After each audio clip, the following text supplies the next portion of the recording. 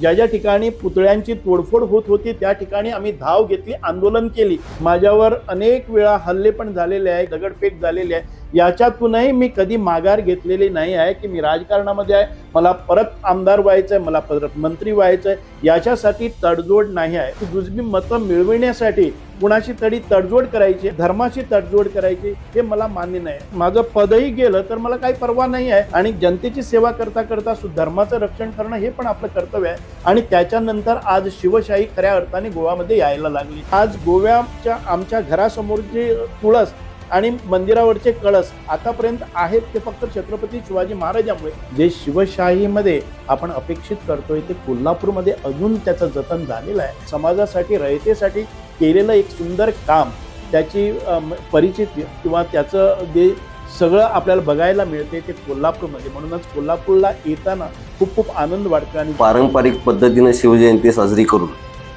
या ठिकाणी शिवरायांचे विचार हे नवीन मुलांच्यापर्यंत पोहोचावे हा प्रयत्न आमच्या सर्वच कार्यकर्त्यांचा या ठिकाणी नेहमीच राहिलेला आहे। मी खूप खूप अभिनंदन करतोय सारंगधरांचं, कारण त्यांनी आतापर्यंत केलेल्या शिवशाहीचा प्रचार प्रसार पुढे नेण्यासाठी आणि आपल्या येणाऱ्या पिढीला एक नवचेतना आणि एक प्रेरणा देण्यासाठी हे कार्य महत्त्वाचं।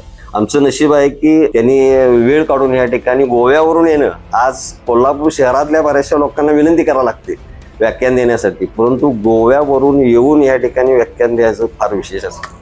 तुम्ही गोवन असून सुद्धा खूप सुंदर मराठी बोलता। गोव्याचा इतिहास आणि गोव्याची संस्कृती, गोव्याची ओळख माध्यमांनी वेगळी केली असली तरी गोव्यामध्ये कमीत कमी 50% लोक तरी अशी शुद्ध मराठी भाषा बोलू शकतात, 90% लोक मराठी वाचू शकतात। मी तरुणांना एवढंच सांगेन की छत्रपती शिवाजी महाराजांची, ज्यांनी गोव्याला आपल्या या धर्मांतरापासून वाचवलेला आहे, त्यांचा इतिहास वाचणं आणि त्यांचे काही अंश आपल्यामध्ये जर घेतले तर निश्चितच आपण एक स्वयंपूर्ण सिटीजन म्हणून पुढे येऊ शकतोय। आणि मी जाहीर करून ठेवलेली आहे रक्कम की कोणीही या, ज्या जाग्यावर कुणाचाही तंटा नसेल आणि स्वतःच्या जागेत योग्य ठिकाणी जर पुतळा बसवायचा असेल, सर्वात मोठी रक्कम माझी असेल। अशा पद्धतीनं मी आजपर्यंत कार्य करत आलेलो आहे। छत्रपती शिवाजी महाराज हे नाव ऐकल्यानंतर माझ्या मनात तर एकच गोष्ट येते, काय बोलू, किती बोलू आणि काय काय बोलू। खरं तर शब्द अपुरे पडतात, कारण छत्रपती शिवाजी महाराजांनी जे तुम्हा आम्हाला दिलेलं आहे ते कधी बोलून दाखवण्यासारखं तर अजिबातच नाही। जे जगतोय, जे अनुभवतोय, जे आहे पदरात ते फक्त महाराजांच्यामुळे आहे। 350 वर्षापूर्वी जो इतिहास घडला त्या इतिहासामुळे आज जगण्याचं कारण आम्हाला भेटलंय आणि जगण्याचा एक अधिकार आपल्याला भेटलाय। आणि त्याच छत्रपती शिवाजी महाराजांची आता तिथीनुसार शिवजयंती आलेली आहे आणि याच शिवजयंतीच्या निमित्ताने आपण खास बातचीत करणार आहोत। पण मी सुरुवातीला सांगते, आपण ज्यांच्याशी बातचीत करणार आहोत त्यांचा आणि अगदी आपल्या छत्रपती शिवाजी महाराजांचा इतिहासाचा जो संबंध आहे तो जिव्हाळ्याचा तर आहेच, पण असं म्हणतात की छत्रपती शिवाजी महाराजांच्या इतिहासाची सुरुवातच मुळात महाराष्ट्रातून झाली। महाराजांचं जन्मस्थान, जन्मगाव असू देत किंवा महाराजांनी जे स्वराज्य स्थापन केलं असेल त्या स्वराज्याचा तोरण सुद्धा इथून बांधलं महाराजांनी, जे जगाच्या पाठीवरती जाऊन पोचलं। दिल्लीचाही तख्त राखितो महाराष्ट्र माझा, इथपर्यंत आपण ऐकून थांबलो कदाचित, काय माहिती। पण महाराजांनी फक्त दिल्लीचा तख्त नाही राखला तर महाराज पार गोव्याच्या पार सीमांपलीकडे सुद्धा गेले। आपण आजपर्यंत इतिहासाच्या मर्यादित पावलांमध्ये अडकून बसलो, कदाचित आपण पुढे जायला हवं होतं आणि आपण जातोय। आणि कोण एक साता समुद्राच्या पार पलीकडे म्हणता येणार नाही, पण ज्यांनी समुद्र राखला त्या गोवेकरांनी सुद्धा आपल्या महाराजांचा इतिहास, तो महाराजांचा वसा वारसा जपून ठेवण्याचा प्रयत्न केला। आणि तसाच छत्रपती शिवाजी महाराजांचा जो इतिहास आहे, महाराजांनी जे स्वराज्य हिंदवी स्थापन केलं त्या इतिहासाचा आणि गोव्याचा काय संबंध आहे, या सगळ्या गोष्टी आपण जाणून घेणार आहोत। आणि यासाठीच आज आपल्या सोबत गोव्यावरून आलेले खास पाहुणे आहेत। सर्वप्रथम सर, मी सह्याद्री देसाई आणि आपलं केके न्यूजच्या या विशेष मुलाखतीमध्ये सहर्ष स्वागत। सरांची ओळख करून द्यायची म्हणल्यानंतर समाज कल्याण, नदी परिवहन, पेयजल, दिव्यांग सक्षमीकरण, पुरातत्व आणि पुरावी लेख असे मंत्री, नामदार आदरणीय सुभाष फळदेसाई सर आपल्या सोबत आहेत। आणि त्याचबरोबर आदरणीय नामदार साहेबांची भेट घडण्याचं कारण जे महत्वाचे दुवा बनले ते सारंगधर देशमुख साहेब आपल्या सोबत आहेत, शिवसेना गट नेते आणि माजी स्थायी सभापती सुद्धा ते होते। तर सर्वप्रथम तुम्हा दोघांचंही या विशेष मुलाखतीमध्ये सहर्ष स्वागत। आणि सुरुवातीलाच मध्ये जय भवानी, जय शिवराय। सर, तुमच्यापर्यंत तर मी येणारच आहे, कारण ह्या सगळ्या मुलाखतीचा तर मुख्य दुवा तुम्ही बनलेला आहात। पण सर, तुम्हाला आम्हाला सुरुवातीला की तुम्ही गोव्यातून आलेला आहात आणि तुमची गोवा जरी जन्मभूमी कर्मभूमी असली तर खूप सुंदर मराठी बोलता, पण त्याच सोबत मराठी बोलत असताना आज तुम्ही कोल्हापूरमध्ये आलेला आहेत. कसं वाटलं आमचं कोल्हापूर? कोल्हापूरला ज्या वेळेला मी प्रवेश करतोय आणि त्या वेळेला छत्रपती शिवाजी महाराजांची स्मारक, त्यांचे पुतळे, मग शाहू महाराजांची स्मारक आणि त्यांनी निर्माण केलेला कोल्हापूरचा हा राजवाडा, ती पॅलेस आणि इथली मंदिरांची विशेष म्हणजे आर्किटेक्चरल म्हणजे अनुभूती ती पाहायला मिळते. आणि जे शिवशाहीमध्ये आपण अपेक्षित करतोय ते कोल्हापूरमध्ये अजून त्याचं जतन झालेलं आहे.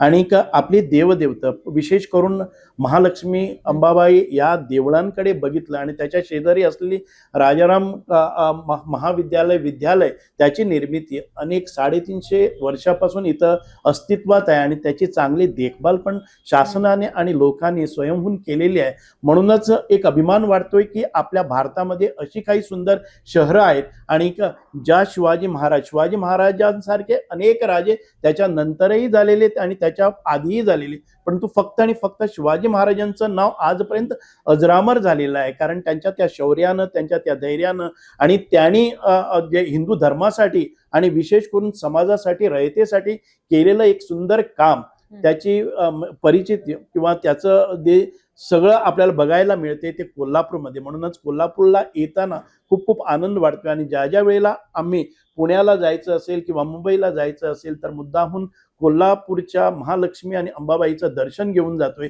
त्यामुळे या शहरामध्ये घडणाऱ्या सर्व गोष्टीवर आमचं आकलन होतं आणि तो इतिहास आणि ती प्रेरणा आपल्याला मिळते. म्हणूनच खूप खूप आनंद वाटतोय. अगदीच, पण एक त्याच्या निमित्ताने कोल्हापूरला तर तुम्हाला येऊन आनंद वाटतोच, पण एक खास माझा प्रश्न असेल. तुम्ही मगाशीच म्हणाले तुम्ही गोव्याचे आहात, तुम्ही गोवन असून सुद्धा खूप सुंदर मराठी बोलता. इतकं सुंदर मराठी कसं काय तुमचं? गोव्याचा इतिहास आणि गोव्याची संस्कृती, गोव्याची ओळख माध्यमांनी वेगळी केली असली तरी गोव्यामध्ये मराठी वृत्तपत्र सुद्धा 80% मराठी आहेत. आमच्या प्राथमिक शाळा मराठीमध्ये आहेत. परंतु एका विचित्र रीतीनं ते देशभर आणि इंटरनॅशनली गोव्याची बदनामी पण होत आहे. परंतु गोव्यामध्ये जी संस्कृती आहे ती आम्ही 450 वर्ष पोर्तुगीजांनी आमच्यावर राज्य केलं आणि त्याच्यानंतरही आमचा थोर इतिहास, आमचे देवदेवता, आमची मंदिरं नष्ट केलेली, ते रीतिरिवाज, ती परंपरा, ती लोककला आणि ते आपले पूर्वज आहेत त्यांना आम्ही राखून ठेवलेलं आहे. पोर्तुगीजांनी एवढी जबरदस्त आक्रमणं आमच्यावर केली, अत्याचार केले, हातपाय कापले, अशा पद्धतीनं नामोहरम न होता आपली संस्कृती, आपली देवदेवता आम्ही सांभाळून ठेवली आणि त्यामुळेच आज अभिमान वाटतोय. आणि आता इथं बोलताना सुद्धा काही लोक अचंबित होतात की गोव्याची म्हणजे गोव्यामध्ये असं मराठीमध्ये बोलणारी माणसं सापडतात असं विशेष नाही. गोव्यामध्ये कमीत कमी 50% लोक तरी अशी शुद्ध मराठी भाषा बोलू शकतात. 80% 90% लोक मराठी वाचू शकतात. अशा पद्धतीची संस्कृती, अशा पद्धतीचा म्हणजे गोव्यामधील जे वातावरण आहे ते असंच आहे. परंतु ते कधी बाहेर येत नाही. बाहेर येत नाही म्हणाला तुम्ही, त्यावरूनच आठवतं की गोवा म्हणजे एक बघायचा दृष्टिकोन आहे. चित्रपट बघून आलेले आहेत काही लोक की गोवा म्हणजे फॉरेन कल्चर वाटतं लोकांना. मग ते बीचचा परिसर असू देत किंवा त्यांचा पेहरावा जरी वाटला लोकांना, गोवा त्यांनी इमॅजिन जरी केलं तर त्यांना वाटतं की शॉर्ट ड्रेस वगैरे यामध्येच इमॅजिन करतात. पण तुमच्याकडे आजचा तुमचा हा पेहरावा, अस्सल मराठी पेहरावा जो बघून असं वाटतं की गोवा काहीतरी वेगळा पण आहे. ही संस्कृती कशी काय म्हणजे गोव्यामध्ये? गोव्याने मी सांगितल्याप्रमाणे ती संस्कृती अजून पण जपून ठेवलेली आहे. तुम्ही एखाद्या वेळेला म्हणाल की इथं शिवजयंतीचे कार्यक्रम मोठ्या उत्साहाने होत आहेत, परंतु तुम्ही शिवजयंतीच्या दिवशी गोव्यामध्ये गेला तर याच्यापेक्षाही दुप्पट उत्साह तुम्हाला पाहायला मिळेल. आणि कानाकोपऱ्यामध्ये, चौकामध्ये अजूनही पुतळे येत आहेत. आणि या 10 वर्षामध्ये सुद्धा ज्या वेळेला मी शिवजयंती आणि बाकी सर्व कार्यक्रम करायला सुरुवात केले, विधानसभेमध्ये शिवाजी महाराजाबद्दल अपशब्द बोलणाऱ्या विरुद्ध मी आवाज काढला. ज्या ठिकाणी पुतळ्यांची तोडफोड होत होती त्या ठिकाणी आम्ही धाव घेतली, आंदोलन केली आणि त्याच्यानंतर आज शिवशाही खऱ्या अर्थाने गोव्यामध्ये यायला लागली. आम्हाला काही पर्वा नाही आहे आम्ही राजकारणामध्ये आहोत, कोण दुखतंय, कारण आम्ही कुणावर अन्याय करत नाही. शिवाजी महाराजांनी दुसऱ्या धर्मावर कधीच अन्याय केलेला नाही, परंतु हिंदू धर्मावर अन्याय करणाऱ्या विरुद्ध त्यांनी कठोर शासन हे केलेलंच होतं. म्हणून आम्हाला ते अभिप्रेत आहे की शिवशाही म्हणजे रयतेचा राजा, आणि त्यांना फक्त सोनेरी गाद्यावर बसून राज्य चालवायचं नव्हतं, तर आपली संस्कृती, आपली मंदिरं, आपला धर्म हे सांभाळून सगळ्या धर्मांना बरोबर घेऊन सगळ्यांना, म्हणजे आपण 96 कुळीन म्हणा त्याच्यापेक्षाही म्हणजे परजातीच्या लोकांनाही बरोबर घेऊन जाण्याचं कौशल्य त्यांच्यामध्ये होतं, ते आपण जपून ठेवलं पाहिजे. आणि गोवा त्याची प्रचिती आहे. आम्ही अजूनही सगळ्या म्हणजे जी कॉम्युनल हार्मोनी म्हणून आहे गोव्यामध्ये, ते मग ख्रिश्चन असो मुसलमान असो, आम्ही बरोबरीने घेऊन जातोय. परंतु कधी काळी त्यांनी आपल्यावर अत्याचार करण्याचे परत प्रयत्न केले, त्याला आम्ही ठोसपणे उत्तर पण देतोय. अगदीच तुम्ही एक वाक्य बोललात की तुम्ही राजकारणी आहात. अगदीच तुमचं राजकारणात सुद्धा खूप चांगलं प्रभुत्व आहे, पण एक राजकारणी माणूस इतिहासाशी प्रचंड जोडला गेलेला आहे. आणि छत्रपती शिवाजी महाराजांसारख्या एक थोर महात्म्यांवरती तुम्ही व्याख्यान वगैरे करता आणि त्यांचा इतिहास तुम्ही लोकांपर्यंत पोहोचवता. हा संगम कसा काय जुळला? कारण राजकारणात आल्यानंतर लोक एक आवड विसरून जातात, नाहीतर त्यांची जिद्द काहीतरी असते, ती जिद्द त्यांना सोडावी लागते. तुम्ही त्या दोन्हींचा बॅलन्स चांगल्या पद्धतीने जुळवून ठेवलेला आहे आणि योगायोगाने त्याच निमित्ताने आज कोल्हापूरमध्ये तुमचं येणं पण झालं. हा योगायोग तुम्हाला कसा जुळवता आला? नाही, मी राजकारणामध्ये बॅलन्स वगैरे काही करत नाही. मी रोकटोक माणूस आहे. माझ्या मतदारसंघामध्ये साधारण 32% लोक हे मायनॉरिटीज मध्ये ख्रिश्चन आणि मुस्लिम आहेत. अगदी. आणि ख्रिश्चन आणि मुस्लिम हे माझ्या बरोबरीनं आहेत. मी हे सर्व करताना मी त्यांच्या धर्मावर कधी अत्याचार केलेला नाही. मी माझ्या धर्माचा म्हणजे माझा धर्म कसा वाचेल, माझ्या धर्मावरून मी त्यांच्यावर काहीतरी लादू शकत नाही आणि लादत नाही आहे. त्यामुळे कुणाचा विरोध होणं हे नाही, परंतु तरी सुद्धा विरोध होतोय. माझ्यावर अनेक वेळा हल्ले पण झालेले आहे की मी हिंदू धर्म किंवा छत्रपती शिवाजी महाराजांचे पुतळे किंवा अशा पद्धतीनं माझ्यावर हल्ले पण झालेले आहे, दगडफेक झालेली आहे. याच्यातूनही मी कधी माघार घेतलेली नाही आहे की मी राजकारणामध्ये आहे, मला परत आमदार व्हायचंय, मला परत मंत्री व्हायचंय, याच्यासाठी तडजोड नाही आहे. परंतु मी कुणावर अन्याय केलेला नाही हे माझ्या मनाला ठामपणे मी सांगू शकतोय की मी कधीही कुणा विरोधात काम केलेलं नाही. म्हणून बॅलन्स करण्याचा प्रश्नच येत नाही की मला एक जुजबी मतं मिळविण्यासाठी कुणाशी तरी तडजोड करायची, आपल्या तत्वाशी तडजोड करायची, आपल्या म्हणजे धर्माशी तडजोड करायची, हे मला मान्य नाही आहे. एखाद्या वेळ माझं पदही गेलं तर मला काही पर्वा नाही आहे. आपण एक स्वतंत्रपणे जगू शकतोय. आणि हे जे राजकारण जे आहे ते आपल्या म्हणजे पोझिशन घ्यायला नाही आहे, जनतेची सेवा करायला आहे. आणि जनतेची सेवा करता करता धर्माचं रक्षण करणं हे पण आपलं कर्तव्य आहे. आणि मी तसाच जातो आहे. कदाचित मागे पुढे मला खतरे आहेत, परंतु त्या खतऱ्याची मी पर्वा करत नाही. अगदीच त्यातूनच एक खूप सुंदर व्याख्यानाचं काम तुम्ही करता आणि ते काम करत असता असता आज कोल्हापूरमध्ये तुम्ही आलेला आहेत. व्याख्यानाचा एक सुंदर संगम आलेला आहे. पण या संगम जुळवून देण्याचं काम ज्यांनी केले ते सारंगधर सर देशमुख सुद्धा आपल्यासोबत आहेत. सर, तुमच्यासाठी माझा खास प्रश्न आहे. एक नामदार, त्याच्यावरूनही ते एक पुरातत्व खातं तर आहेच त्यांच्याकडे, पण एक सुंदर व्याख्याते पण आहेत आणि तुमचंही कोल्हापूरमध्ये एक उल्लेखनीय असं काम आहे. हे सगळं करत असताना कसं सुचलं की एका नामदारांना दुसऱ्या राज्यातून आपल्या कोल्हापूरमध्ये व्याख्यानासाठी इकडे आणणं? गेली 15 ते 18 वर्षापासून संयुक्त शिवजयंती उत्सव समितीच्या माध्यमातून आम्ही सर्व कार्यकर्ते या ठिकाणी शिवरायांचा इतिहास हा नवीन पिढीसमोर मांडण्याचा आमचा नेहमी प्रयत्न असतो. त्यामुळं पारंपरिक पद्धतीनं शिवजयंती साजरी करून या ठिकाणी शिवरायांचे विचार हे नवीन मुलांच्यापर्यंत पोचावे हा प्रयत्न आमच्या सर्वच कार्यकर्त्यांचा या ठिकाणी नेहमीच राहिलेला आहे. त्यामुळे प्रतिवर्षी आम्ही विविध थोर व्याख्यात्यांच्या मार्फत त्यांचे विचार लोकांच्यापर्यंत पोहोचवण्याचा प्रयत्न संयुक्त उपनगर शिवजयंती उत्सव समितीच्या व्यासपीठामार्फत या ठिकाणी करत असतो. त्यामधूनच चर्चा करत असताना प्रत्येक वेळेला शिवरायांचा इतिहास हा महाराष्ट्रापुरता मर्यादित नाही, तो देशभर आहे. आणि त्यांनी केलेलं काम हे लोकांच्यासाठी, सर्व धर्मांसाठी केलेलं काम हे लोकांच्यापर्यंत पोचावं यासाठीची चर्चा आमची नेहमी घडत असते. त्यामधूनच आमची पहिला अभिजित परचुरे साहेबांची आमची भेट झाली आणि त्यांच्या माध्यमातून आदरणीय नामदार सुभाष फळदेसाई साहेब यांच्यापर्यंत पोहोचण्याचा आमचा योग आला. आणि कोल्हापूरवासियांच्या वतीने मी त्यांचं अभिनंदन करतो, विशेष आभार व्यक्त करतो की ज्या वेळेला आम्ही विनंती त्यांना केली की साहेब आपण येऊन या ठिकाणी आपलं व्याख्यान या ठिकाणी द्यावं, आपले विचार लोकांच्यापर्यंत, गोव्याचा इतिहास हा लोकांच्यापर्यंत पोचावा, त्यावेळेला क्षणाचाही विलंब न लावता त्यांनी मोफत या ठिकाणी येऊन व्याख्यान देण्याचं या ठिकाणी मान्य केलं. आतापर्यंतच्या इतिहासात किंवा आजपर्यंतच्या कार्यक्रमाच्या ह्याच्यात आम्ही बघितलं तर व्याख्या त्यांच्यापर्यंत पोचणं हे फार अवघड आहे. आणि त्यात नामदार असून सुद्धा अतिशय, आता आपण त्यांचे विचार ऐकले, अतिशय रोखठोक स्पष्ट बोलणारे व्यक्तिमत्व आहे.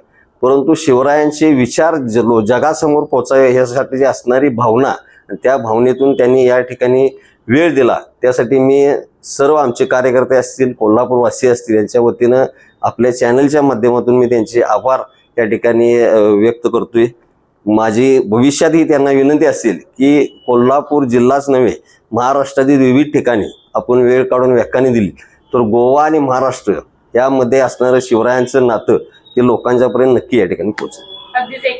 अजून एक प्रश्न आहे माझा की मी असं ऐकलंय की नामदार साहेबांचं जे व्याख्यानाचं आयोजन तुम्ही केलं हा फार कमी कालावधी, म्हणजे साधारण एकाच दिवसात हे सगळं मॅनेज झालं, काय किस्सा आहे? नाही, मी तेच बोललो ना. आणि आमची ही चर्चा घडत असायची आणि त्यामध्ये जसं आता मी सांगितलं तसं अभिजित परचुरे साहेब आणि साहेबांचे मैत्रीचे संबंध आहेत. आणि त्यांच्यापर्यंत आमचे राहुल जाधव म्हणून जे मित्र आहेत त्यांच्यामार्फत आम्ही चर्चेतून हा विषय आमचा असायचाच. त्यांना बोललो, त्यांनी त्यांना बोलले, हे लगेच एक दिवसात हे घडत गेलं आणि लगेच होकारही त्यांनी लगेच आम्हाला कळवला. आमचं नशीब आहे की त्यांनी वेळ काढून या ठिकाणी गोव्यावरून येणं. आज कोल्हापूर शहरातल्या बऱ्याचशा लोकांना विनंती करावी लागते व्याख्यान देण्यासाठी, परंतु गोव्यावरून येऊन या ठिकाणी व्याख्यान द्यायचं फार विशेष असतं. अगदीच. सर तुमच्याकडे मला पण म्हणजेच गोव्यावरनं कुणाला तरी व्याख्याता म्हणून बोलणं, कारण मी व्याख्याता नाहीच आहे, मुळे मी हा एक शिवभक्त आणि साधा मावळा आहे. अजूनपर्यंत व्याख्याता म्हणून कुठेतरी नाही गेलेलो आहे, परंतु चीफ गेस्ट हे बाकीचं सगळं, परंतु एक चांगल्या प्रकारे बोलता येते आणि संपूर्ण माहिती आहे, त्यामुळे 4 शब्द मी बोलू शकतोय. मी खूप खूप अभिनंदन करतोय सारंगधरांचं, कारण त्यांनी आतापर्यंत केलेल्या शिवशाहीचा प्रचार प्रसार पुढे नेण्यासाठी आणि आपल्या येणाऱ्या पिढीला एक नवचेतना आणि एक प्रेरणा देण्यासाठी हे कार्य महत्त्वाचं, आणि ते संयुक्तपणे या उपनगरीमध्ये शिवजयंती मोठ्या उत्साहानं ते करतात आणि तरुण पिढीला यामध्ये ओढून घेतात. त्यामुळे ही पिढी आपली परतही 350 वर्ष नाही, 450 नाही, तर 3500 वर्षापर्यंत चालायला पाहिजे. म्हणून त्यांचं काम अत्यंत उल्लेखनीय आहे, म्हणून मी त्यांचं अभिनंदन करतोय. अगदीच. तुम्ही आलात त्याबद्दल आभारच, पण महत्वाची ज्या मुलाखतीचा जो मूळ मुद्दा आहे आपण त्याकडे वळूयात की छत्रपती शिवाजी महाराज आणि महाराजांचे गोव्याशी असलेले संबंध आणि तो इतिहास जो आहे तो तुम्ही लोकांपर्यंत पोहोचवण्याचा तुम्ही प्रयत्न करताय. पण लोकांना जिथपर्यंत माहिती आहे तिथपर्यंत महाराजांनी दिल्लीपर्यंत गेले, महाराजांनी पाकिस्तानपर्यंत आपलं साम्राज्य वाढवलं, या सगळ्या गोष्टी माहिती आहेत. पण एकंदरीत महाराजांचे गोव्याचे संबंध कसे आले, कारण लोकांना असं वाटतं किंवा ज्यांना इतिहास आमच्यासारख्यांना ज्यांचा अभ्यास फार कमी आहे त्यांना माहिती आहे की आरमारामपर्यंत महाराजांचा जो इतिहास आहे, महाराजांनी आरमार बांधणी केली, तो तिथपर्यंत समुद्राच्या काठापर्यंत महाराज पोहोचले, इथपर्यंत माहिती आहे. पण गोवा एक वेगळं राज्य झालं आणि हा खूप वेगळा भाग झाला. अगदी जन्मभूमी पुण्यापासून ते इथपर्यंतचा गोव्यापर्यंत हा खूप मोठा परीघ झाला, खूप मोठा भाग झाला. तर यामध्ये महाराजांचा गोव्याशी कसा संबंध आला आणि नेमका काय इतिहास आहे, ज्या इतिहास दुवा बनून महाराजांनी गोवा यांना एकत्र ठेवला? आता आपण भारत म्हणतोय त्यावेळेला आपल्या भारतामध्ये, संपूर्ण भारतामध्ये ब्रिटिशांचं सरकार होतं आणि गोव्यामध्ये आपला पोर्तुगीजांचं होतं. ब्रिटिशांच्या आधी आपल्या इथं मोगलांचं, आदिलशाही, निजामशाही हे सगळं होतं.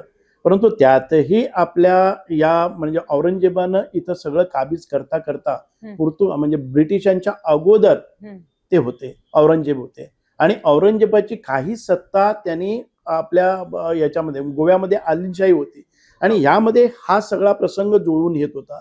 पोर्तुगीजांनी बहुतेक सगळीकडे काबीज केलेलं गोवा, आणि गोवा आणि भारत याच्यामध्ये संबंधच नव्हते, कारण 2 देश असल्याप्रमाणे ते हे होतं. संस्कार जरी म्हणजे सारखे असले तरी सुद्धा गोवा खूपच दूर होता, कारण 1947 मध्ये भारत स्वतंत्र झाला पण गोवा स्वतंत्र झाला नव्हता, कारण गोवा पोर्तुगीजाकडे होता. आणि ज्या वेळेला पोर्तुगीजांनी त्या 1600 म्हणजे 17व्या शतकात अमानुष छळ करायला सुरुवात केली, आपली देवदेवतांची मंदिरं त्यांनी उद्ध्वस्त केली आणि ते इन्क्विजिशन, ते कन्व्हर्शन, ते धर्मांतरण या आणि त्या हाल अपेष्टा आणि त्या म्हणजे ॲग्रेसिव्हली म्हणजे हात कापायचे, पाय कापायचे आणि त्याच्याकडनं धर्मांतर करून घ्यायचं.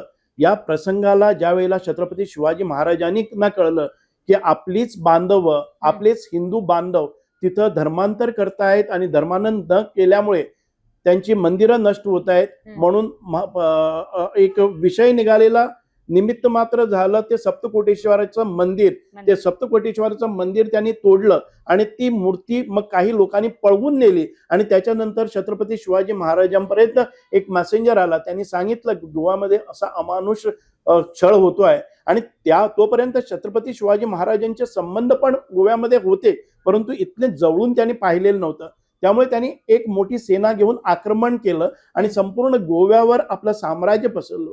म्हणजे फक्त 3 तालुका सोडून छत्रपती शिवाजी महाराजांनी संपूर्ण गोव्यावर कब्जा केलेला आणि त्याच्यानंतर छत्रपती म्हणजे धर्मनायक म्हणतोय आपण त्यांना, संभाजी महाराजांना तर त्याच्यानंतर सगळंच काबीज करण्यासाठी यंत्रणा लावलेली. खूप मोठं शौर्य आणि धैर्यानं ते लढलेले होते. म्हणूनच एक अभिमान वाटतोय की छत्रपती शिवाजी महाराजांमुळे आज गोव्याच्या आमच्या घरासमोर जे तुळस आणि मंदिरावरचे कळस आतापर्यंत आहेत ते फक्त छत्रपती शिवाजी महाराजांमुळे. कदाचित आज मी इथं बोलताना म्हणजे हिंदू म्हणून बोललोच नसतो किंवा हिंदू म्हणून मी जगलोच नसतो, कारण आणखीन काही दशकं जर 3-4 दशकं गेली असती तर गोव्यामध्ये एकही हिंदू शिल्लक राहिला नसता. अशा पद्धतीनं ते इन्क्विजिशन आणि धर्मांतरण होत होतं. त्यावेळेला छत्रपती शिवाजी महाराजांनी तिथं गेले आणि पोर्तुगीजांनी म्हणजे जे पाद्री तिथं आलेले, म्हणजे आपल्या पोर्तुगालमधून लिस्बन म्हणून ते पाद्री आलेले धर्मांतर करण्यासाठी, त्यांना कंठस्नान घातलं आणि त्यावेळेला एक तह झाला की येथून पुढे तुम्ही धर्मांतर करणार नाहीत. आणि अशा पद्धतीने छत्रपती शिवाजी महाराजांनी पोर्तुगीजाविरुद्ध बंड केलं, ते आपली धर्म सांभाळण्यासाठी आणि आपल्या गोव्यामधील लोकांना आश्रय देण्यासाठी.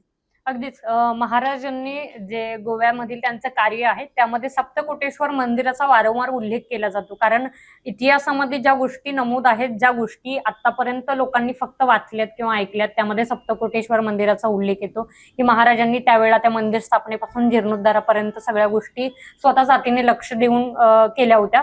पण हे बघत असताना की त्यावेळी 350 वर्षानंतर ते सप्तकोटेश्वर मंदिर अजूनही गोव्यामध्ये तितक्याच सुव्यवस्थित आहे का हेही जाणून घेणं तितकंच महत्वाचं आहे. पण अजूनही महत्वाची गोष्ट म्हणजे महाराष्ट्रातल्या गावागावात गल्लीबोळात म्हणजे एक पद्धत आहे की महाराजांचे विचार आमच्यापर्यंत जिवंत आहेत हे दाखवण्यासाठी आम्हाला चौकात एक महाराजांचं स्मारक दाखवावं लागतं, अशी लोकांची एक धारणा आहे. तर गोव्यामध्ये तुमच्या कार्यातून बरीचशी तुम्ही स्मारक उभा केलेली आहेत. तर तो एक तुमचा संघर्ष कसा होता, कारण तुम्ही सुरुवातीलाच मगाशी बोललात की तुम्हाला स्मारक उभा करताना खूप अडचणी याव्या लागल्यात, कधी तुम्हाला मारही सहन करावा लागला, तुमच्यावर हल्ले देखील झाले. तर एकंदरीत काय होता तो प्रवास तुमचा? नाही, प्रवास असा आहे की आता माझ्याकडे मोठी टीम आहे आणि आता संघटना पण निर्माण झाली, पण सुरुवातीचा काळ अत्यंत कठीण होता आणि मी राजकारणामध्ये असल्यामुळे माझ्या स्वतःच्या पक्षाचा सुद्धा दबाव होता की तुम्ही नको त्या प्रश्नाला हात घालता, त्यामुळे आपल्या पक्षाची सुद्धा काही प्रमाणात मतं वेगळी होत आहेत, त्यामुळे तुम्ही या प्रकारात पडू नये, राजकारण्यांनी अशा प्रकारात म्हणजे पडू नये, अशा प्रकारचा मला वारंवार म्हणजे मला संदेश यायचे की ते करणं बरोबर नाही. परंतु मी म्हटलं की माझ्या मनाला जे वाटेल, आणि खरं तर मी वेगळं काही करत नाही आणि मी धर्माविरुद्ध किंवा पार्टीच्या अजेंडा विरुद्ध काही करत नाही, आणि तरी सुद्धा आपल्याला फक्त सरकार चालवायचं आहे म्हणून अशा पद्धतीनं आपण आपल्यावर नियंत्रण करायचं, आपल्यावर होणारे अन्याय सहन करायचे मला मान्य नव्हतं. एखाद्या ठिकाणी मी कुठल्याही पब्लिक ठिकाणी पुतळे उभारण्यासाठी कुणाही सल्ला देणार नाही. माझी जर प्रॉपर्टी असेल, माझी जागा असेल आणि मी कायदेशीर एखाद्या वेळा मी स्मारक उभारतोय, त्याला कोणाचा विरोध असणं हे नाही आहे, पण तरी सुद्धा विरोध होत असेल तर ते आम्ही करून दाखवतोय. अगदीच तुम्ही जसं म्हणालात की तुम्ही स्वतःच्या इच्छेने केलात या गोष्टी, की विरोध कितीही झाला तरी तुम्ही ठामपणे उभा राहिलात. पण ते ठामपणे उभं राहणं सुद्धा महत्वाचं तेव्हा पडतं जोपर्यंत तुम्ही सत्तेत आहात, तोपर्यंत तुम्ही निर्भीडपणे थांबूच शकता. त्याच्या आधी तुमची कार्य चांगलीच आहेत, पण तुमच्याकडे एक जबाबदारी खूप महत्वाची सुद्धा आहे पुरातत्व विभागाची. जेव्हा आपण म्हणतो की एखादा इतिहास आपल्याला सिद्ध करायचा असेल ना, तर काही गोष्टी आपल्याकडे असाव्या लागतात ज्यातून आपण सिद्ध करतो, म्हणजे आपल्या ऐतिहासिक पुरावे. तर तुम्ही जसे इतिहास गोवा आणि छत्रपती शिवाजी महाराजांचे जे संबंध वगैरे इतिहास तुम्ही लोकांपर्यंत पोहोचवण्याचा प्रयत्न करता, आम्हाला आवर्जून जाणून घ्यायला आवडेल की महाराजांच्या इतिहासाचे काही पुरावे म्हणा, अवशेष म्हणा, काही त्यांच्या काळातील, मग ते हत्यार असू देत किंवा महाराजांनी जपलेल्या गोष्टी असू देत, अशा काही गोव्यामध्ये आहेत का? अत्यंत महत्वाचा प्रश्न तुम्ही विचारलेला आहे, परंतु काय झालेलं आहे की तुम्ही वारंवार उल्लेख करताय की मी अजूनही आर्काइव्ह आर्किओलॉजीचा मिनिस्टर आहे. हल्लीच माझं ती 2 खाती गेलेली आहेत ओके आणि त्यामुळे मी आता त्या खात्यांचा मंत्री नाही. विशेष करून मला दुसरी खाती आहेत. परंतु तरी सुद्धा तुमच्या प्रश्नांचं उत्तर म्हणजे आपल्याकडे ते दस्तऐवज आहेत का, ते डॉक्युमेंटेशन आहेत का, ती पत्रव्यवहार आहे का, त्यावेळीची शस्त्र आहेत का. कारण पोर्तुगीज एक असं त्यांचं ऍडमिनिस्ट्रेशन प्रशासन होतं की कुठलीही गोष्ट झाल्यानंतर ते तिथं त्याचे डॉक्युमेंटेशन करत होते आणि ती डॉक्युमेंटेशन आज आपल्याकडे होती आणि ती बंद पेटीत, एवढी वर्ष ती बंद पेटीत होती. कुणाला माहित नव्हतं की याच्यामध्ये बंद पेटीमध्ये काय. म्हणजे कदाचित ती अशीच दुर्लक्षित राहिली असेल, कदाचित ती मुद्दामून ठेवली असेल की इतिहास आम्हाला असा म्हणजे शिवाजी महाराजांचा इतिहास असा दाखवायचा नाही आहे. परंतु ज्या वेळेला मी आर्किओलॉजी मिनिस्टर झालो, आर्काइव्ह मिनिस्टर झालो, मला माहिती होतं की हे दस्तऐवज आहेत आणि त्या पेट्या खोलल्यानंतर खरा इतिहास समोर आला आणि तो खरा इतिहास समोर आल्यानंतर ती जी पत्र होती, आधी लोक म्हणायचे, आपले तज्ज्ञ लोक म्हणायचे, बुद्धिजीवी लोक म्हणायचे की छत्रपती शिवाजी महाराजांचे गोव्यामध्ये पाय लागलेले नाही, त्यांनी गोव्याला कधी बघितलेच नाही आणि शिवाजी महाराजांचा संबंधच गोव्यामध्ये नाही. मग पोर्तुगीजांनी ज्या लिस्बनमध्ये ती पत्र लिहिलेली आणि वारंवार सल्ले घेत होते आणि छत्रपती शिवाजी महाराज इथपर्यंत पोहोचलेले आहे. त्यांनी हा किल्ला बांधायला सुरुवात केली, त्यांनी इथं हल्ला केलेला आहे आणि भयभीत होऊन ते आपल्या म्हणजे लिस्बनमधील पोर्तुगालमधील म्हणजे ते गव्हर्नर आणि सैन्य पाठवायला, आणखीन काय मदत पाठवायला, कुमक पाठवायला मदत, ही सगळी पत्र, ती भयभीत झालेली पत्र आमच्या निदर्शनात आली आणि आम्ही परत एकदा मी जोरानं सगळ्या शाळांमध्ये सगळ्या मुलांना ती पत्र म्हणजे त्यांच्या फाईल्स करून मी त्याचं प्रदर्शन घडवू लागलो आणि त्याच्यामुळे माझ्यावर अनेक म्हणजे आमदारांनी सुद्धा तक्रारी केल्या की हे बरोबर नाही आहे, तुम्ही गाडला गेलेला इतिहास परत एकदा पुनर्जीवित करतायत, तुम्ही कॉम्युनल डिसहार्मोनी करण्याचा प्रयत्न करतायत.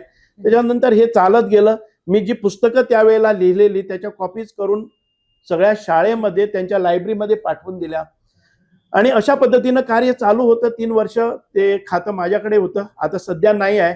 परंतु तरी सुद्धा माझं कार्य थांबणारं नाही आहे. ज्या पद्धतीनं जे काही विशेष काही करता येईल ते मी आजपर्यंत करत आलेलो आहे. अगदीच त्याचबरोबर आपला यावर आधीही बोलणं झालं की गोवाकडे बघण्याचा दृष्टिकोन एक लोकांचा वेगळा आहे, पण आताच्या तरुण पिढीला तुम्ही काय सांगाल? कारण गोव्याचा आणि महाराजांचा इतिहास तुम्हाला पूर्णपणे माहिती आहे, बऱ्यापैकी माहिती आहे, पण गोव्याकडे बघण्याचा जो दृष्टिकोन आहे आणि जो गोव्याला सुवर्ण इतिहास लाभलेला आहे, या दोन्ही गोष्टींकडे बघण्याचा तरुणांचा दृष्टिकोन कसा असावा?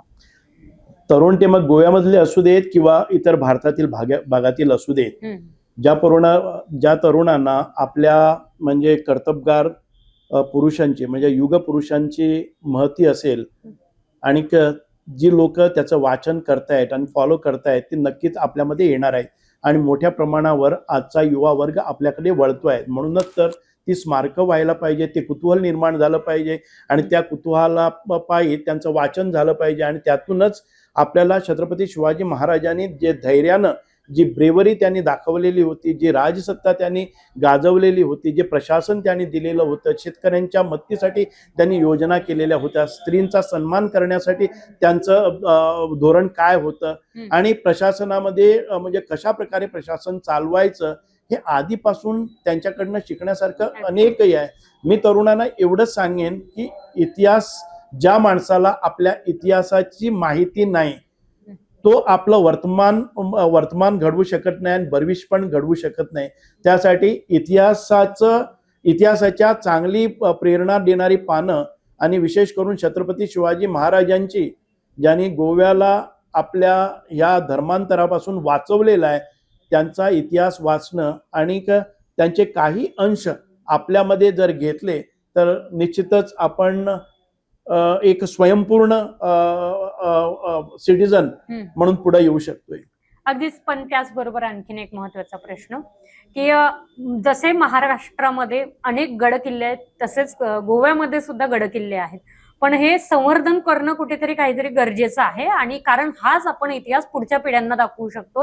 हीच इतिहासाची साक्ष जी महाराजांनी, मग छत्रपती शिवाजी महाराज असू देत किंवा छत्रपती श्री संभाजी महाराज असू देत, यांच्याकडून मिळालेला एक वसा वारसा आहे, तो जपण्यासाठी येत्या भविष्यकाळात तुमचा काय रोडमॅप असणार आहे या संदर्भात? ज्या वेळेला आर्किओलॉजी डिपार्टमेंट माझ्याकडे आले त्यावेळेला एक 2-3 किल्ल्यांचा मी शोध लावला म्हटलं तर काय हरकत होणार नाही. काही इतिहासकारांना धरून मी तिथं गेलोय आणि तिथं गेल्यानंतर बेवारशी पडलेल्या त्या झाडा झुडपामध्ये असलेले किल्ले मी परत स्वच्छ करून त्याचं पुनर्बांधणीसाठी आता प्रयत्न केलेले आहेत. एक म्हणजे बेतूलचा किल्ला कोणाला माहीतच नव्हता, छत्रपती शिवाजी महाराजांनी तो बांधलेला एका चांगल्या जागेवर. तिथून आपल्या संपूर्ण दक्षिण गोव्यामध्ये येणारी जहाजं त्याची टेहळणी करणं, त्यांच्यावर मारा करणं, त्यांना थोपवून धरणं आणि एक चांगल्या म्हणजे चांगल्या जागेवर हा किल्ला बांधलेला होता आणि तिथं तोफा पण सापडल्या. तो किल्ला पुनर्बांधणीसाठी आमचे प्रयत्न चालू आहेत. मर्दनगड किल्ल्यावर म्हणजे फोंडा भागामध्ये छत्रपती शिवाजी महाराजांनी त्यावेळेला पोर्तुगीजांवर हल्ला करून तो किल्ला घेतलेला आणि त्याच्यानंतर मर्दनगड किल्ला खूप उंचीवर त्यांनी थाटला. तर त्याच्यावरनं राज्यकारभार सुमारे 90 वर्ष चाललेला होता. परत एकदा तिथं म्हणजे कुणाला गचाळ अवस्थेत तो पडलेला होता आणि बंद पेटीमधील हे दस्तऐवज सापडल्यानंतर आम्ही त्याचा शोध घेतला आणि त्याची पुनर्बांधणी करण्यासाठी मी विधानसभेत आपलं रेझोल्युशन घेतलं आणि त्याची सुरुवात झालेली आहे. आपण जुवे म्हणून एक फोर्ट होता, संभाजी महाराजांनी एक मोठा पराक्रम तिथं केलेला. त्या किल्ल्यावर आम्ही आपला भगवा ध्वज फडकावला आणि तिथं परत एकदा पुनर्बांधणी करण्यासाठी आम्ही प्रयत्न केलेले. असे जे किल्ले आतापर्यंत दुर्लक्षित असलेले आणि आपल्याला ज्ञात असलेल्या किल्ल्यांची डागडुजी आम्ही आधीच केलेली, परंतु हे किल्ले आपल्या पुस्तकामध्ये नव्हते आणि ते सापडत नव्हते, अशा किल्ल्यांचा सुद्धा शोध घेऊन आम्ही कार्य केलेलं आहे. अगदीच. पण त्याचसोबत एक महत्वाचं म्हणजे की अनपेक्षित असेल पण विचारते की आमचं भाग्य म्हणतो आम्ही की याच महाराष्ट्रात छत्रपती शिवाजी महाराज जन्मले, आई जिजाऊ जन्मल्या, शंभूराजे जन्मले. आया कोल्हापूरला सुद्धा खूप मोठा इतिहास आहे शाहू महाराजांपासून ताराराणींपर्यंत. पण गोव्याला छत्रपती शिवाजी महाराजांचे पदस्पर्श लाभले आणि तो एक काय अभिमान असेल तुमच्यासाठी. कारण ज्याला माहिती नाहीये त्याच्यासाठी गोष्ट गौण आहे, पण ज्याला माहिती आहे ना तर तो तेवढ्या छाती ठोकूनपणे बोलू शकतो. तो एक अभिमान तुम्ही कसा व्यक्त कराल? म्हणजे छत्रपती शिवाजी महाराजांच्या म्हणजे आम्ही स्वतःला पण वंशजच मानतोय, कारण भारतामध्ये कुठलाही हिंदू छत्रपती शिवाजी महाराजांना आपला वंशज मानलाच पाहिजे, कारण त्यांच्यामुळेच आपण आजपर्यंत ताटमानेनं इथं उभं आहोत. म्हणूनच म्हणतोय की छत्रपती शिवाजी महाराजांनी घालून दिलेल्या म्हणजे मी काही वेळेला मला दुःख वाटतंय की आपण छत्रपती शिवाजी महाराजांचा सण म्हणजे शिवजयंती साजरी करतोय, आपण राज्याभिषेक साजरा करतोय आणि त्याच्यानंतर मग जी गाणी आणि जे नृत्य चालतंय ते आपल्याला मानवत नाही आहे. काही वेळेला आपण आपल्या गाडीवर स्टिकर्स लावतो छत्रपती शिवाजी महाराजांची तलवार घेऊन आणि कुणाच्या महिलेशी असभ्यपणे वर्तन करतोय, कुठल्याही गुंडगिरी करतोय. शिवाजी महाराजांना हे अभिप्रेत नव्हतं की आपल्या शक्तीवर ती कुठल्याही महिलेवर अन्याय करण्यासाठी, कुठल्याही म्हणजे समाजावर अन्याय करण्यासाठी, गुंडागर्दी करण्यासाठी आपल्या फोटोचा वापर करू नये, आपल्या नावाचा वापर करू नये. मी एवढंच युवकांना सांगेन की अशा प्रकारचं तुम्ही टाळायला पाहिजे. ज्या वेळेला छत्रपती शिवाजी महाराजांचा तुमच्या गाडीमध्ये फोटो लागला असेल, तुमच्या घरामध्ये किंवा कुठल्याही ऑफिसमध्ये, त्यावेळेला छत्रपती शिवाजी महाराज माझ्या मागून हे सगळं बघतायत, ती भीती आपल्याला पाहिजे, कारण ते दैवत आहे. ते कसल्याही रूपात आपल्याला म्हणजे पनिशमेंट हे करणारच, आपल्याला शिक्षा करणार आहे हे मनामध्ये ठेवलेलं आहे. मी माझ्या ऑफिसमध्ये माझ्या पाठीमागे छत्रपती शिवाजी महाराजांचा मोठा फोटो लावलेला आहे आणि सदैव मला आठवण राहते की मी समोर जे काही कार्य करतोय त्यांची निगराणी आहे. अगदीच एक महत्वाचा प्रश्न शेवटी निरोप घेता घेताच की छत्रपती शिवाजी महाराजांचा इतिहास जसा तुम्ही तुमच्या परीने होतोय तिथपर्यंत आतापर्यंत गोव्यामध्ये तो इतिहास लोकांपर्यंत पोहोचवतच आहात, कोल्हापूरमध्ये पण आलात, पण येत्या भविष्य काळात असं कधी तुम्हाला म्हणजे शक्य होईल काय किंवा तुम्ही असं कधी प्लॅनिंग वगैरे केलेलं आहे की महाराष्ट्रातही कानाकोपऱ्यात ही गोष्ट पोहोचली पाहिजे की महाराजांचा आणि गोव्याचा काय संबंध होता ते? म्हणूनच तर आधीच सांगितलेलं आहे देशमुख साहेबांनी की आम्ही एक सेकंड सुद्धा न घेता ज्या वेळेला अभिजित साहेब माझ्याकडे आलेत आणि अनिल साहेब आले, ते गोव्यामध्ये काम करतायत, ज्यावेळेला त्यांनी माझ्याकडे शब्द टाकला, एक सेकंदचाही उशीर न करता छत्रपती शिवाजी महाराजांचं कार्य आहे तर मी पुढे आहे. मग बाकीचे सगळे कार्यक्रम रद्द. म्हणूनच मी इथपर्यंत आलेलो आहे. म्हणूनच मला आनंद वाटेल कुठेही या भारत देशामध्ये कुठेही मला बोलवलं तर मी निश्चितपणे तिथं जाईन आणि ते निशुल्क आणि कसल्याही प्रकारचं म्हणजे तिकीट खर्च नाही, राहण्याचा खर्च नाही, स्वतःच्या खर्चानं. आतापर्यंत गोव्यामध्ये कुठलाही पुतळा टाकायचा असेल सर्वप्रथम देणगीदार म्हणजे त्या संस्था माझ्याकडेच येतात आणि मी जाहीर करून ठेवलेली आहे रक्कम की कोणीही या, ज्या जाग्यावर कुणाचाही तंटा नसेल आणि स्वतःच्या जागेत योग्य ठिकाणी जर पुतळा बसवायचा असेल सर्वात मोठी रक्कम माझी असेल. अशा पद्धतीनं मी आजपर्यंत कार्य करत आलेलो आहे. अगदीच खूप खूप धन्यवाद. खरं तर मी एक आवर्जून सांगते की ही दक्षिण केदारांची भूमी आहे, आई अंबाबाईची भूमी आहे. या भूमीमध्ये राजर्षी शाहू महाराजांसारखे थोर महात्मे होऊन गेलेले आहेत आणि या भूमीमध्ये अशी पाऊलं आज लाभली तुमच्या रूपात, ज्यांनी महाराजांचा गोव्याशी असलेला इतिहास इथपर्यंत सामान्यांपर्यंत पोहोचवायचा प्रयत्न केला. महाराजांचा इतिहास आम्हाला माहिती आहे. आम्ही म्हणतो की महाराजांनी दिल्लीपर्यंत गेले, महाराज पाकिस्तानपर्यंत गेले, महाराजांनी अगदी राजस्थानपर्यंत स्वराज्य स्थापन केलं. पण फक्त आरमारापुरते मर्यादित नव्हते, तर गोव्यातील असलेली मंदिरे असू देत, गोव्यामध्ये असलेले गडकिल्ले असू देत, पोर्तुगीजांची झालेली झुंज असू देत, या सगळ्या गोष्टींचा जो तुम्ही इतिहास इथल्या सामान्यांपर्यंत पोहोचवायचा प्रयत्न करताय तो खरंच खूप उल्लेखनीय आहे. माहिती नाही देव असतो की नसतो, आम्ही तर महाराजांच्या रूपात असं समजतो की ते आहेत म्हणून आम्ही आहोत, ते होऊन गेले म्हणून कदाचित जगण्याचं एक सामर्थ्य आम्हाला लाभलं. पण आई भवानीने कदाचित तुमच्या पाठीवरती जसा महाराजांना आशीर्वाद दिला तसा तुमच्या पाठीशी आशीर्वाद दिला. अनेक संकटे तुमच्याकडे आली, अनेक संकटे येऊन सुद्धा तुम्ही ताटपणे महाराजांसाठी उभे राहिलात. कितीतरी वेळा तुम्ही तो मारा सहन केला, लोकांचा विरोध सहन केला. इतका विरोध सहन करूनही तुम्ही ताटपणे उभा राहिला. कदाचित म्हणूनच आई भवानी तुमच्या पाठीमागे आहे. कोल्हापुरात आलाच आहात, पाय लागलेलेच आहेत, तर आई अंबाबाईचा आशीर्वाद आयुष्यभर तुम्हाला असाच पाठीशी मिळत राहू. तुमच्या हातून जे शिवकार्य होतंय आयुष्यभर हे शिवकार्य घडत जाऊ. कारण कुठला जन्म कदाचित कसा मिळतो काही माहिती नाही, पण हा जन्म जो मिळालाय तो महाराजांच्या चरणी जर तुम्ही अर्पण केलेलाच आहात तर यापेक्षा मोठं पुण्यात्मक कुठलंच नसू शकतं. त्यामुळे आज विशेष वेळ देऊन केके न्यूजला मुलाखत दिली त्याबद्दल धन्यवाद आणि कोल्हापूरकर आणि केके न्यूज या सर्वांतर्फे तुमचे खूप सारे आभार. मी खूप केके न्यूजचा खूप आभारी आहे. तुम्ही मला एवढा वेळ दिला आणि संक्षिप्तपणे मला प्रश्न विचार देत. एकच सांगू इच्छितोय की आई अंबाबाईचा आशीर्वाद असेल, परंतु शिवाजी महाराजांची तुलना त्यांच्या पायाची सुद्धा करायची नसते. कारण शिवाजी महाराज हे थोर होते आणि आम्ही त्यांच्या पायाची धूळ आहोत आणि आमच्यावर एक छोटीशी जबाबदारी आहे, ती आपल्या कर्तव्य निष्ठेनुसार आम्ही करत आलेलो आहे. धन्यवाद. खूप आभारी आहे. जय जिजाऊ जय श्री.